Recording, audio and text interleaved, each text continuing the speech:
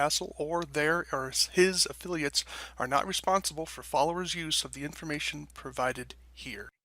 Hi, everyone. Stephen Vantassel here, wildlife control consultant, bringing another episode of Living the Wildlife as part of the Pest Geek podcast family. Glad to have you on board. Let me have you do a few things for me first. Make sure you subscribe to the channel, ring the bell, and give us a 5-star review. We'd be most appreciative of that. Also, if you need to reach out to me, you can get me at wildlifecontrolconsultant@gmail.com, wildlifecontrolconsultant@gmail.com. If you're wondering if you're hearing a little background noise, I'm having my roof done. So they've done most of it on my side of the house, but there are some things that they're finalizing. I was hoping they were going to finish up the rest of it before we started recording. So if you're hearing some thumping, that's what you're hearing. They're pounding the shingles down into the roof. So I'm hoping that's going to fade off as we continue our podcast here today. So again, if you need to reach me, wildlifecontrolconsultant@gmail.com, wildlifecontrolconsultant@gmail.com. As you can see, we have a guest here. Those of you that have been following the podcast know that we've had him here before. His name is Bill Dowd. He is the president and CEO of Skedaddle Humane Wildlife Control. It's one of the franchises in the wildlife control space. And we brought him back in the show to talk about how his franchise is going and where he thinks the industry is moving forward. But before we do all that, let's welcome you to the show and tell us a little about how you got into wildlife control. Great. Thanks for having me on again, Stephen. It's a real pleasure. Sure. I kind of just fell into the wildlife industry. We're corporate offices in Canada, and we're close to Niagara Falls, so our city is cut in half by the Niagara Peninsula, where Niagara Ah, Falls falls over. So lots of wilderness and green space cutting the city in half. And lo and behold, it worked in Hamilton. We're an hour outside of Toronto, which, Toronto likes to claim it's as the raccoon capital of the world. We beg to differ being in Hamilton that, there's just as many okay. raccoons in Salt Lake City, Yeah. Denver, New Yeah. York, Right. Montreal, Vancouver. Yeah. They all have urban wildlife. So, Sure. that was way back in 1989. And, Oh, wow. You've been basically, old timer. Okay. yeah, Yeah. 33 years and Yeah. or 34 years. 34 years. And basically every single city we've expanded into, we've been successful. So we thought the opportunity was there to start franchising, bring in our unique hands-on removal methods and home protection services, the animal proofing of structures, to America. So that's what our Yeah. focus is right now. So why don't you describe briefly, for a lot of our audience may not be familiar with your overall philosophy of work. So we have a mixture, of course, of wildlife control operators and then pest control operators who some of them will dabble or looking to get more into wildlife control. So talk about how your company is unique in terms of what other companies do. Some people may still remember Critter Control when it was independent before it got taken over by Orkin. I guess Rollins is the official company that took it over. But yeah, talk a little about that. Sure. So our methods, we don't trap. We don't Mhm. believe in live trapping animals and relocating. There's documented studies out there that show 70% of relocated animals, don't survive. So our focus is on animal proofing the structure. And that's where we make the most of our revenue. On any home, there's anywhere from 30 to 50 areas that wildlife can gain entry, even more if you're talking rodents, mice, and rats. So what we do is, we'll go into the home, get up into that attic space, crawl around, physically find those babies, whether it be baby raccoons, baby squirrels, pick them up by hand. We take them on the outside. We reunite them back with the mother. We have this baby reunion box, which we put on the roof close to the entry point. We then animal proof the entire structure, give the homeowner a lifetime guarantee that if those raccoons or squirrels or skunks get back in, we come back out and do the entire process again for free. Wow. So, we've developed these exclusion or these home protection services over 30 years. So we know when we humanely remove them, keep those family units together, animal proof that structure, they're not getting back in. Right. So, we used to do 1 year guarantee, 2 years guarantees, 3, 5, 10. Finally, we said, you know what? When it's Yeah. done right, they never get back in. Let's give that Yeah. lifetime warranty. So does that require, like, with if I have termite control, and I have a company come in and they treat the termites, they put a barrier around my foundation. In order for me to have a quote lifetime guarantee, I have to pay them, at least I did when it was in the termite area. I had to pay them an annual fee every year for them to come out and quote unquote inspect the property and maintain that warranty. Is that the same business model, or is it just we handled raccoons? If you have raccoons in your building again, we come back at no cost? We come back at no cost. We want to be Wow. a friendly, happy company to do business with. People spend a lot of money for our services, Uh, and our training methodologies for our staff and for our franchise owners. It's online, it's in person. We teach everyone how to do it properly, so we know that they're not going to get back in. Now, do they get back in on occasion? Of sure. course they do. Yeah. And then we feel that's good business practice, that we're back in that neighborhood.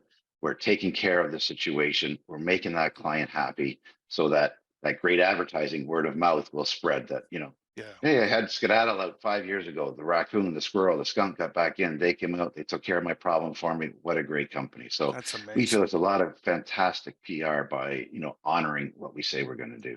Yeah, no, I think that's incredible, because one of the challenges, let me just throw out raccoons. I mean, there are situations where there is no opening. All right, the house is secure, and raccoons have had, and there've been a number of wildlife control operators that have mentioned this, where the raccoon simply drills straight through the shingles, right through I don't know how they figure out there's a gap there, or they just rip through it, but somehow, I mean, I've only seen it once personally, but it was amazing. It was Yeah, like, so is that, and you're backing that up, and like, because there's nothing you would have done quote unquote wrong there. It's not right. like you did anything wrong, but the raccoon said, I'm getting in here They can be, regardless. as we all know, they can be extremely determined. They Yeah. need a crack or a crevice, and they'll get back in. Sometimes situations like that, it's during mating season or baby Mhm. season, that a mother has been separated from the young, and Yeah. we all know how destructive a mother Oh, animal sure. would Yeah. be to get back Yeah. in. So, in those cases, we're gonna take care of it. We also do a deodorizing in the attic, which covers up the hormonal smell. So that way, in a square mile, studies have indicated there's anywhere 15 to 50 raccoons, squirrels, probably in the hundreds. We cover up that hormonal scent, so that other raccoons that are in the neighborhood are not going to smell that there may have been a female in there in heat. Mm, So that way we just have to worry about the animals that know that's a den site from memory. We can never erase their memory, but right. we can Right. make the house animal proof. That's amazing. So, and what are the types? So, how often, in terms of, do you have any numbers on the percentage of your company that's following up someone else's company? You have, even people in wildlife control, they're like, yeah, I had to follow up this company to fix what they did. How often is that a substantial part of your business? Is it a small part of your business? Where does that fit in the business model? Yeah, I wouldn't say it's a substantial, but it does happen fairly frequently, Mhm. especially in birthing season, when we're getting, these operators that maybe just start in business. They don't know animal biology, or perhaps they're pest control operators that are just dabbling in wildlife. They want to keep their pest client happy. And they'll set a trap and take that nursing mother away. And, then we have to go in and rescue, babies that have been suckling on insulation for days on end, or, removing dead carcasses that are in wall cavities, or Mm, inaccessible attic spaces. So it does happen. And, unfortunately, um, you know, in most states and provinces in Canada, it's not a regulated industry. So, right. basically anybody with a pickup truck and a trap can say they're in business. So, Yeah. and we Right. bring that little professionalism to the industry. We feel that, educating the public and our homeowners, or our clients, is a big part of what we do here at Skedaddle. Yeah, I think I saw some data that said somewhere around 34 states. I think, I can't speak for Canada, but I think it's around 34 states, maybe a little bit higher, have some level of regulation on wildlife control. But certainly the state that I live in, Montana, zip, I'm a wildlife Do control whatever. operator Away today. you go. Yeah. And the way you go. So, And so I think there's some growth. I mean, I think things are probably leveled off. The states that are probably going to do it are going to do it, have already done it by now because the industry's sort of mature. But do you see any, does your company do any lobbying in that direction to try to get states to do more regulatory control? Not really. We feel, we like to expand our footprint, throughout the US. We think it's a huge market opportunity. In fact, our franchising dollars are being spent on growth in the US. Canada, I wouldn't want to say we're totally sold out, but there's only Yeah, so many major right. cities left in Canada, very few. So we see the growth of this industry is in the US with the Yeah. population, the major US cities. Um, so that's where we're kind of focusing our attention right now. And um, we feel when we get into a market, we're the disruptor. Mhm. Our competition, which is setting traps, they might be dabbling in some wildlife repair work or exclusion methods. Um, so we're kind of piquing their interest, and well, who is Skedaddle? Where'd they come from all of a Yeah. sudden? And we've just recently opened our newest franchises, and we had two territories in Maryland, just Oh, outside of Washington D.C. yeah. In fact, today was his first day of opening. Him and his general Oh, manager were up here training last week, and wow. he had a groundhog job. He sold exclusion there, and I just before we came on the podcast here, I just got a message from them that they booked their first bat assessment. So Gotcha. Oh, no and that kidding. Well, congratulations on that. yeah, Maryland would and be a that good came market. from, as you said, another company, a pest control company came Yeah, out and said it's bats. Unfortunately, we don't deal with bats, and sure. um, Yeah. then we got the call. So Yeah. we're Well, excited about that. at least they didn't make a mistake. So that's which is cool. I mean, that's not every company does everything. And so if they know Right, when to walk away, that's awesome. I mean, there's a right, place for that. So I don't want to exactly. throw them under the bus for that. That's certainly fine. How do you, so let's talk about the franchise then. So if someone in our audience is like, I'm interested in wildlife control, or maybe they have a business and they're looking to up their game a little bit, or perhaps get into a more system where they can have uh, that assistance that can be provided and that covering that can be provided by a franchise type system. What would be the process and what would be your ideal candidate? What should someone think about if they were looking to go into a franchise like yours? What do they need? What are you looking for? Yeah, I mean, obviously, if someone is already in the wildlife industry, they can convert their operation into a Skedaddle franchise. We're going to help and assist them, whether it be our marketing, our professional call center that's opened 7 days a week, 7 in the morning till 10 o'clock at night. We're going to teach them and educate them on how they can grow that business. With all of our franchisees, we want to get them out of that service truck. We don't want them working in the business. We want them working on the business. On the So, business? maybe you're in the wildlife industry right now and you're, plugging along and you're making a great living, and, you have maybe one truck, two trucks on the road. We all get older, and there's going to be a time where, climbing those ladders and Perish the thought. Perish the yeah, thought. scampering Yeah. across those roofs or crawling through insulation might not seem as interesting as it was once. So, we're gonna allow you to, grow a business and have a business. And, as I say to a lot of our franchise applicants, if I had purchased a McDonald's franchise 40 years ago versus starting Bill's hamburger joint, you Yeah. know, 40 years down the road, when I'm going to sell it, I'm going to get a lot larger return on my investment being Yeah. part of McDonald's Right. and Bill's Hamburger. So that's what we're trying to grow here. We're all in this together, all of our franchisees. We all realize at some point in our lives, we're going to say, time to retire. So, you Yeah. know, teaching those individuals who are already in the wildlife or pest control field that, let me help you grow your business and get 5, 6, 7 trucks on the road. Yeah. And So what is the market when you sell a franchise? What kind of markets does someone need to have? Is it, 300,000 people, 1 million people? What is the market size you're looking for? we typically, our market size is 500,000 people is a single territory. And, just from a sales perspective, based on, all of our locations right now, we have over 30, I think we're up to 38, close to over 40 in the next couple of weeks. We have a couple of more announcements coming with more franchisees joining our Mm, system. Um, a quick general rule of thumb is if there's 500,000 people in that city, you should minimal minimal have $500,000 in sales. Okay. If not, we're going to help you out. I mean, we have some franchisees that are performing, basically $2 for every Right. person. So a $500,000 territory, they're doing $1 million in sales. And that's just in wildlife alone. We also have 3 other service lines that franchisees are allowed to add to their business. Pest control, attic restoration. So when raccoons and squirrels urinate and defecate and ruin that insulation, we Yeah. suck out all that contaminated insulation, blow an environmentally friendly cellulose insulation, the Yeah. tap insulation. Okay. TAP program. And then last but not least, the real fun, not that dealing with baby raccoons and squirrels and skunks isn't fun enough. We do professional Christmas decorating. So, Oh, we okay. have the All right. we have the service trucks, we have the ladders, we just kind of switch some of our crews and wildlife all jump into the Christmas decorating, and it's a real fun, when people are spending, our average price per job across all of our franchises around $2,500 to get the animals out and totally animal proof that structure. Ooh.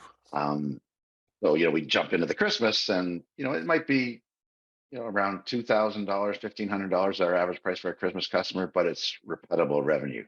Yeah. Right. Our Right. with our system and our training, we have a 75% renewal rate. So you can kind of, staff up, going into the Christmas season, and then you hit the ground running in the springtime when babies are born for your Yeah. wildlife portion of your business. So Oh, no all kidding. these systems, and we just like to sometimes we call ourselves a marketing company, just happens to catch raccoons, switch bugs, and hang Christmas lights. Yeah. So a 500,000, and what is like that would be half. That would be almost half of Montana.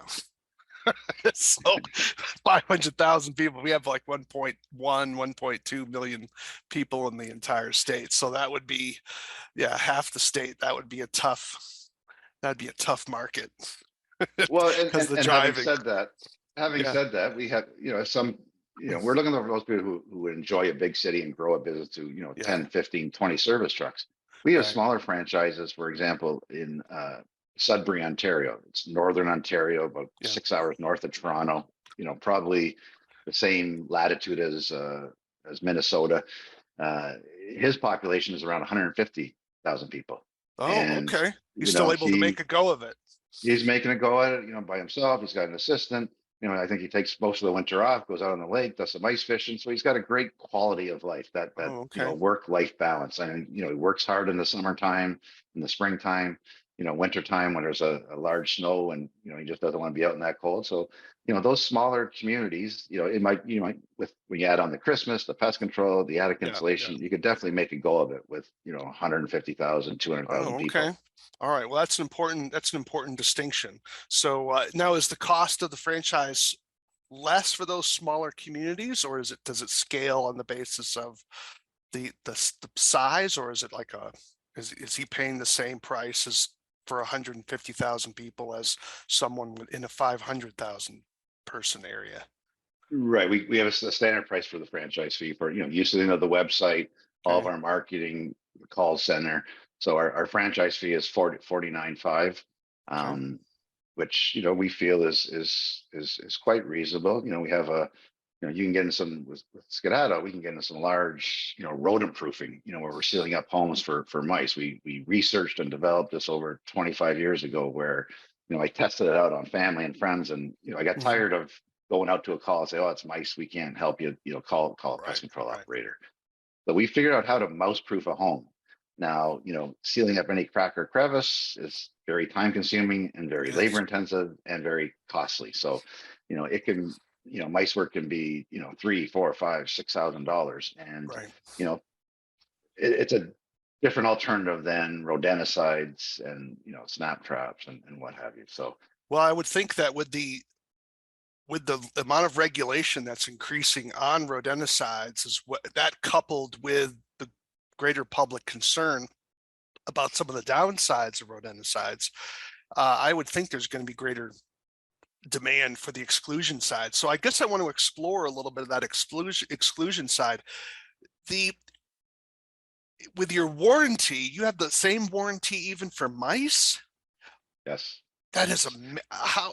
that just blows my mind, because I guess I've been always telling people that I think you can only mouse proof a structure from year to year because the building, I I call the building sort of like a Yep. living thing, in that the Mhm. building is changing, and those are things fully out of the wildlife control operator's control. I mean, and so, but you're still warrantying at that level. That is just amazing to me. Yeah, as I said, there's a lot of trials and tribulations for years and years on end to kind of get the system, Oh the gosh. system, the system properly. The procedures and the methodologies, and where they get in, what they chew through to get back in, what they don't. Right, right, I've right. got some great, wildlife people on staff who live and breathe wildlife, and I put this out, the challenge out to them. They figured it out, and yeah, but we're seeing, across the Skedaddle brand or franchise system, we're probably seeing 150 homes a day. So, we do a lot of, I think mice and rats make up over 50% of our revenue doing the exclusion work. Yeah, no, So I would think that if you could do that, because I mean, I'm looking at my own house, and the garage doors are certainly going to be a challenge, getting those tightened up to a degree. And if you're looking at a $6,000 job for my house, uh, that would probably not be bad. That would not probably be a bad price. I'm thinking, see, I've already tightened up a number of areas, but the garage doors that's a biggie. garage, they can be tricky. So That's sometimes we good. need to look at the interior of the garage and seal that interior so that mice can get into the garage, but then they can't access into the walls or into the attic Mhm. space. So Yeah, we can give homeowners that option based on what the type of garage door is and right. how secure it is to the foundation. Yeah. um but Because one little it's bump with the car, that's all gone. That is truly an amazing that's truly an amazing thing.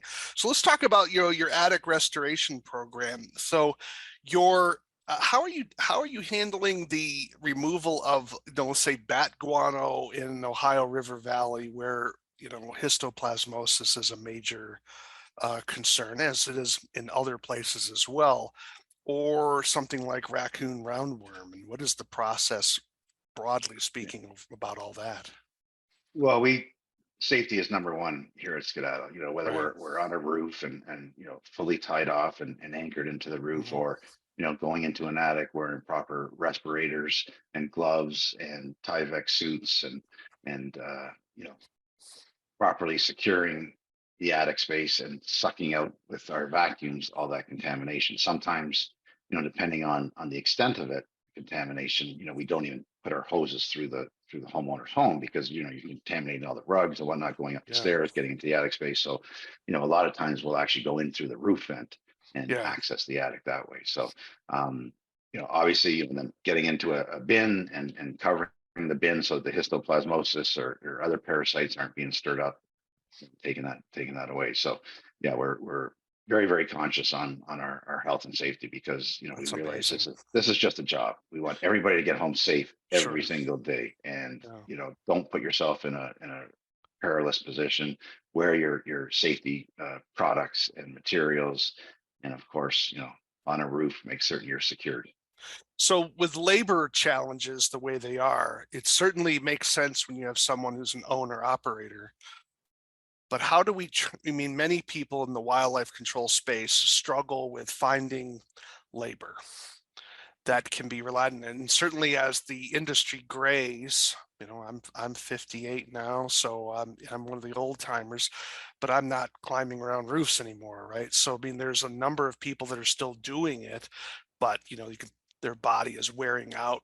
Some bodies wear out faster than others. How does how do you what do you see the future there? How are we going to recruit more people into this industry that are young enough to sort of do the gymnastics that's sometimes required in the job? It seems it's getting tougher and tougher, every year. I think it's not just in our wildlife industry, but everywhere. So, we find that, people that enjoy the outdoors, they don't like their boss breathing down their neck, giving them little perks and, whether it be the company truck or a good cell plan or health care, and of course, paying them well. Yeah. and treating people, with respect. We find that um, when people come into Skedaddle, if they like the job, they get over that 1 year mark. They're here for many, many years. I have, some staff that have been with me 20, 25 years. Wow. Wow. So, as you grow your business, whether you're a Skedaddle franchise, you need people to make money, Right. Right.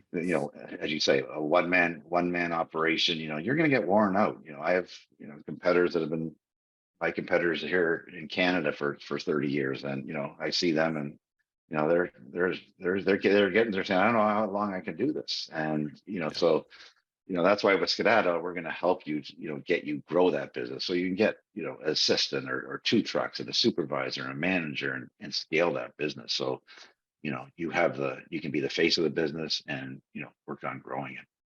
Do you think that there is a place for the industry to create a trade school that would, whether it's just like people go to school to become like a truck driver, it may be a 3-month intensive course. I don't know exactly what the time on it, but it's not like your entire life, but you have an intensive time where you're getting the qualifications you need to become a tractor trailer driver, right? So that's pretty regulated now.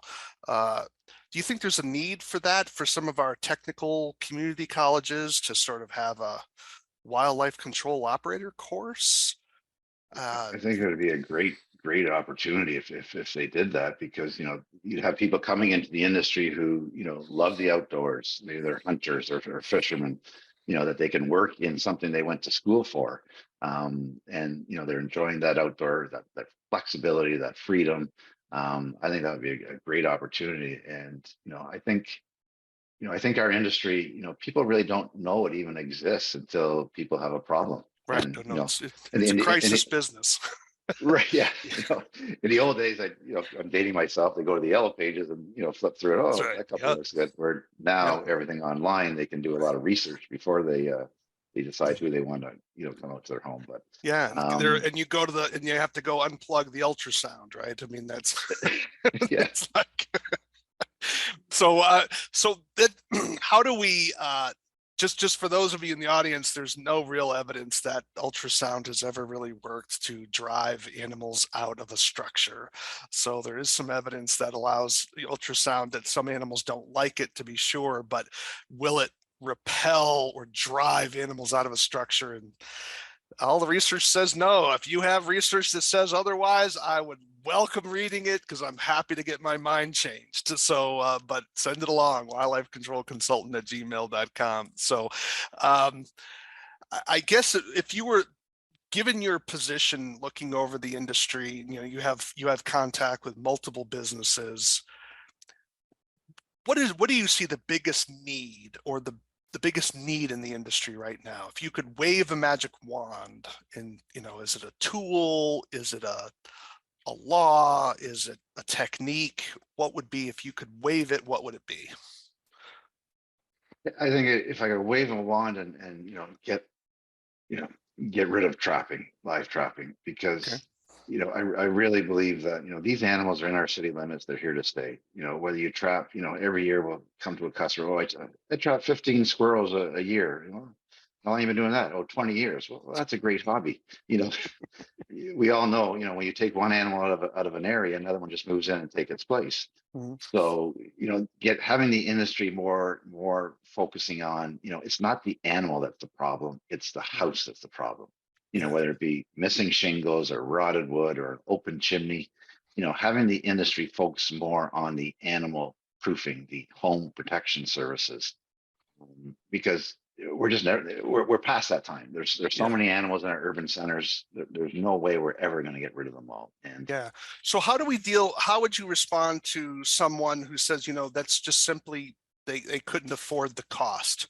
So yeah, they would say, I would love to get my house fixed, but the reason it declined to this level in the first place is that they're basically, working poor or something, whatever the reason is. Some are beyond their control. Some of it's just sometimes bad decisions over lifetime.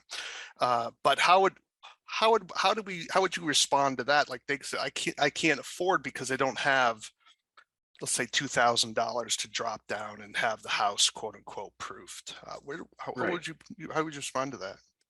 That's a great question because obviously we come across that on a daily basis, Yeah, you know, and where, you know, we want to, you know, people like that, we want to be able to help them, whether we offer them a payment plan, whether it be over 1 year or 2 years, that, you know, they don't have to put out that big chunk of money up front. Or we give them the option that, you know, maybe there's, you know, one entry hole, and then there's a mirror image of another of the entry area. Maybe we just seal up those two areas. We don't have to seal up all the vents on the roof and everything. You know, our focus is we want to educate that public and let them make the decision on what items they want to go with. But there's always the opportunity that, you know, they can go with a minimal job, whether it be, you know, $500, $600, something like right, that. right. So Okay, giving them that option, that, you know, there's ways around that, you know, especially during the birthing season where, you know, we don't want that homeowner say, you know, call another company, set that live trap that nursing squirrel, right, take it out right, to the country, let it go, and then we have to go back out and rescue those babies before they, you know, starve right. to death. Right. Just for some of our audience, not all states allow translocation of wildlife, so make sure you check your state regulations. So about the translocation of wildlife. So just check that. But yeah, okay. So that would be the problem. And so I guess the next question would be is where do you what is the greatest advancement in the industry that you've seen in your time? I guess you probably say one of them is just the exclusion technology and the reuniting of young with their with their mother, or do you see any other So types of that's advances in the industry that you think have been like revolutionary? Yeah, you know, the home exclusion is something we've always done, you know, 30, 34 years. I think technology, you know, whether it be, you know, databases where you can look up the homeowner, you know, what went on in that job site, you know, how much work did we do? Did we take, you know, 3 baby raccoons out, 5 baby raccoons out? You know, where did we put them? How did we release them? Where do we put that baby box? You know, whether it be drones or infrared cameras or, you know, loner alarms that are on, you know, technicians hips, so because they're, you know, Mhm. climbing roofs, and if they fall, that, you know, alarm gets set to the office.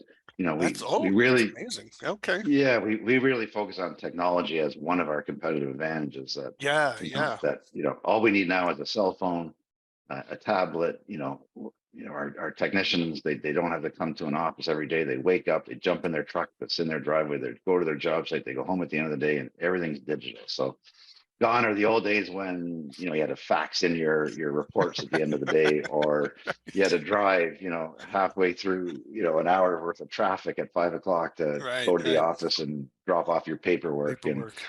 yeah, just, you know, these little things that we can, you know, explain to young people who are coming into the industry that, you know, we can make this a good occupation for you. You know, Right, you get a right. company truck, you don't have to drive your own car, you don't have to use your own gas. It's the company's gas. So, you know, bringing those people into the industry that, you know, it's, you know, supplying everything for them versus, you know, you hear these, you know, people that are mechanics or what have you, that they have to go buy their own tools or use their own vehicle, you know, that type of thing. That it's a competitive game trying to get good people. So, you know, you have to Right. be on your game to get those people to come in and join your organization.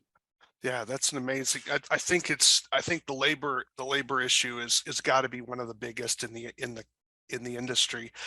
I've always suggested to some business owners, I should maybe not always, I have suggested to business owners that we have to find a way to, if you want to keep, when you have a good person, one way to keep them is make them part of the company. Is there, what is your opinion of that? Like you give them a stake in the company, even if you're, you know, if you're incorporated, you usually get a certain number of shares for your corporation and you carve out some of those shares for that employee. Do you see that as a way to keep people, or you think that's just too simplistic and there's a better way to do it? Yeah, in my opinion, as you know, being a business owner is, you know, having partners or somebody also own it with you. You know, you have to, or an employee giving them shares in the company, and then they're getting into your financials, and, you know, you have to divulge a lot more versus, you know, we focus on, you know, giving them what we call as profit sharing. That, you know, the entire company is working as a team to hit a sales goal, and when Mhm. we hit that goal, then what we call that is our profit sharing. That everybody gets a bonus on a per month basis, saying you did a great job this month. There's a little bonus for you, and then with as we all know, weather can play an impact on, you lose a day, especially in northern climates with snow or rain or tornadoes. So, you have to be kind of flexible. So maybe you have a quarterly target, or a semi-annual target or even an annual target that here's our goal for the year. And then people are rewarded as we hit those. So it's about a real team effort. Everybody's, rowing the same direction. Everybody wants to hit that target, and then everybody gets rewarded after the fact for doing such a great job. Have you found in that sort of profit sharing aspect, have you found that workers tend to treat that as part of their salary rather than as a true bonus, and then they overspend, and it's like a treadmill that you can't get off of, so how do they, because they can't make that grow, it's like, what is it? Consumption always fills the rate of supply. It does happen where Yeah. oh we just missed our target. I was counting on that, and Yeah. so yeah. Then as a business owner, I think you have to have that flexibility. That sometimes you say, well, you're a great employee. You haven't had me cause a problem. Maybe I'll give you some top up your pay with a little bonus, or maybe a bigger Christmas bonus, or something Mhm. depending on how the health of the company, if they had a great year or not. That just, there's always ways that and I think employees really appreciate something that comes out of the blue. That Right. handing them a $1,000 bonus just before Christmas, or 2,000 or 3,000, whatever, based Mhm. on, hey, maybe you missed a couple of targets, but the company had a great year, which is the Right. important part.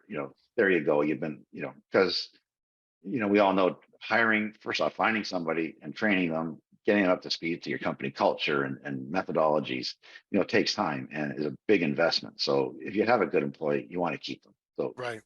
do what you can do to keep them on board versus starting from scratch. Sure. And where do you see the growth area within the industry? I mean, you have a particular niche here in terms of a method of control, but do you see any niches down, any growth areas, like a new species or a new wildlife human conflict that needs to be resolved that's on the horizon? What do you see when you use your crystal ball? What do you see down the road? Well, love to have a franchise in, the South and Florida, and see some of those snakes and respond to those calls. uh, Well, that you may know, happen. You never know. yeah, we're That's still waiting for a Badger call in Wisconsin with our franchise okay. there, but Yeah, I don't think they have a lot of badgers anymore in Wisconsin, so I think no, that's I been know a problem. No, I think you had to come to Montana for some of that. yeah, I mean, I have about 5 guys that work at our corporate locations that would, jump on a plane in a second to one of these snake calls or a Badger call or something out of the ordinary. Um, no, I just think, these, as we, with rodenticides, greater restrictions on that is Right. going to, I think, force a lot of pest control companies to get into the exclusion or using snap traps or different methodologies. And, I just think these animals, every year, it still amazes me. I'm not an accountant, but my accountants Mhm. say, Bill, double digit growth for 30 years. Like, it's unheard of. Like, what are you doing? I'm like, I don't know. These animals are just keep Yeah, they populating just and repopulating, and we're not, we don't have to worry about recessions or COVID or, right, you right, know, mating season happens, Mother Nature happens every right, year. And, right. we know we're going to get those peak months. And, if you run a good business, there's no reason you can't be successful. Yeah, and I think there's such a I think the other challenge is that we don't have the same saturation point that the pest control industry has. Of course, there's been a tremendous amount of consolidation there in the pest control industry, but it's also so labor intensive that it's even though that we don't have some of the regulatory barriers that the pest control industry has to entry. I mean, uh, it's so time intensive, and it's not something you can just simply. I mean, I love the pest control world because they rely on the chemical to do a lot of the work. It's like, yeah, there's work applying it and all that and doing it properly. I get all that, but when you're leaving, it's doing its job while you're gone. That is a very difficult thing in the wildlife control field, because you have got, I mean, a trap does that to a certain degree, but you've got to go back. Right. It's not And just there, right? we do the, our methodology, we do the difficult things that nobody wants to do. Nobody wants to Right. get up into their attic and crawl That's around. right. So it is very labor intensive versus, Very limited. with our pest control division, we find that, and it still amazes me that, pest control, you're using chemicals, you have to have your license. There's so much more regulations to it, but it's a race to the bottom. You'll It get is. Yeah.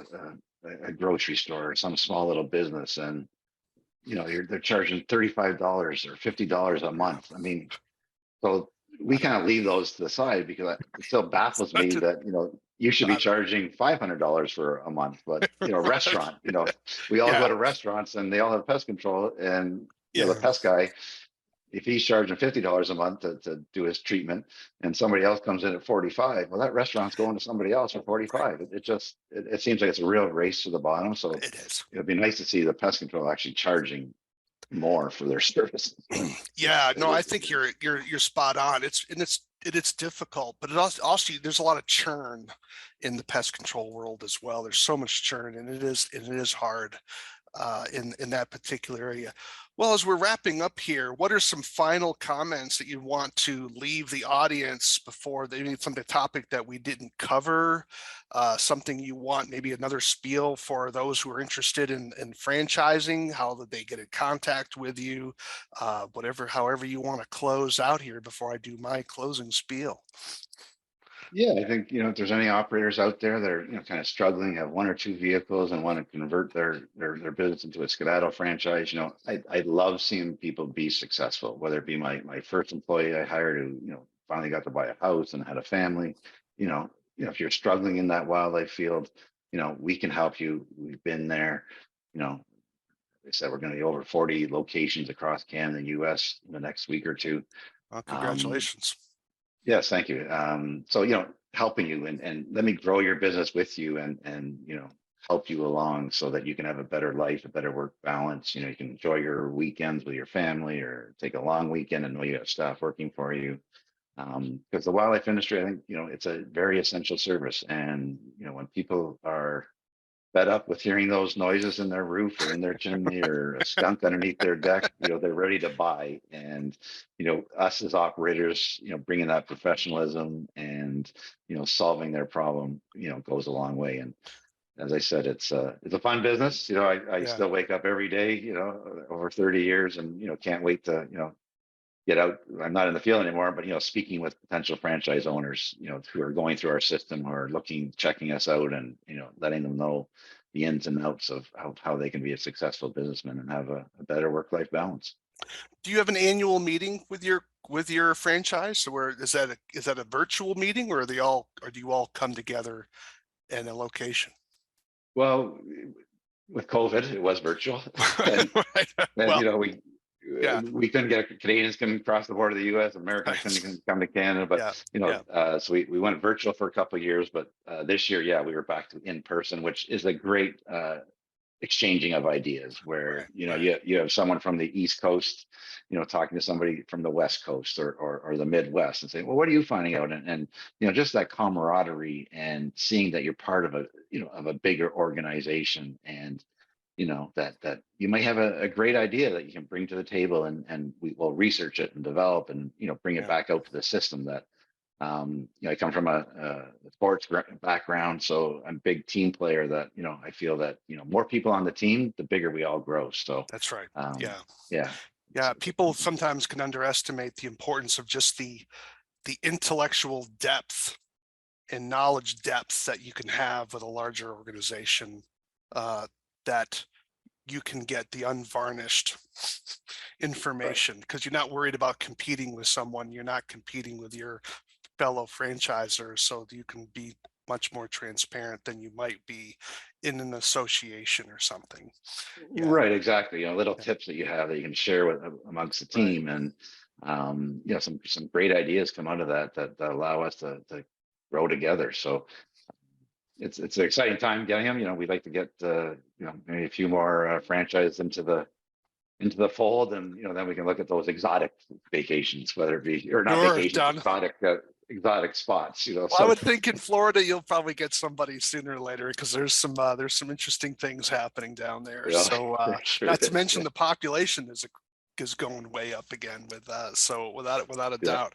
Well, Bill, thanks for being with us. We've been listening or talking with Bill Dowd. He is the president and CEO of Skedaddle Humane Wildlife Control, one of the franchise industries in the wildlife control space. But they do more than wildlife control. They have a division that deals with wildlife control, of course, pest control, attic restoration, and even Christmas ornaments, believe it or not, decorating in terms of houses. So if you're interested in getting into a franchise, or you want to explore that possibility to get part of a larger organization and get that coaching and insight and system that may be able to help you make a lot more money, you may want to reach out to Bill and have a chat. I'm sure he'd love to hear from you. You can reach him, of course, just go to skedaddlewildlife.com, skedaddlewildlife.com, and you can see the spelling right there on the back of his picture and his picture, Skedaddle Humane Wildlife Control, but skedaddlewildlife.com. You've been listening to Living the Wildlife as part of the Pest Geek podcast family. I'm Stephen Vantassel, so do take a few moments, if you would, to subscribe to the channel, ring the bell, give us a 5-star review if you can do so honestly. If not, well, perhaps you can ignore saying anything. If you want to give me tips and suggestions and topics for future shows, you can reach me at wildlifecontrolconsultant@gmail.com, wildlifecontrolconsultant@gmail.com. I'd love to hear from you. Yes, even criticisms. We'll take those as well because we want to make the show better. But if you have a suggestion, otherwise, I'm just going to talk about what I think about. We'd love to hear that as well so we can make sure we're meeting your particular needs. You can visit my podcast, of course, on YouTube. But if you don't like YouTube, I'm always posting up on Rumble as well. In fact, often my podcast comes out quicker on Rumble than it does on YouTube. But nevertheless, again, this is Living the Wildlife. And why do we call it Living the Wildlife? Because we want you to live the wildlife, not be the wildlife. Take care, everybody.